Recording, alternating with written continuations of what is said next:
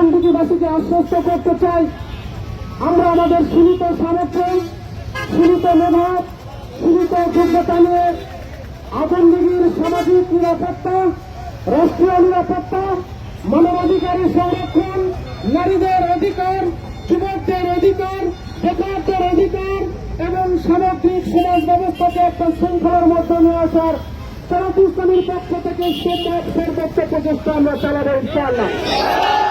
আমরা সম্ভাবনার সকল দরজায় পৌঁছে যাবো ইনশাআল্লাহ।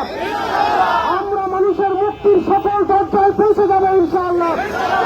আমরা আল্লাহকে ভয় করি, আমাদের নবীর সুন্নাহকে বুকে লালন করে কোন মানুষের সকল সংকট সমাধানের জন্য জামাত ইসলামীর পক্ষে সম্ভব রাষ্ট্রীয় প্রোটোকল মেনটেন করে এই সমাজকে প্রশান্ত করতে, নাগরিক নিরাপত্তা নিশ্চিত করতে, সমাজের মানুষের মানবিক মর্যাদা রক্ষা করতে যা যা করা প্রয়োজন জামাত ইসলামীর পক্ষ থেকে করা হবে ইনশাআল্লাহ।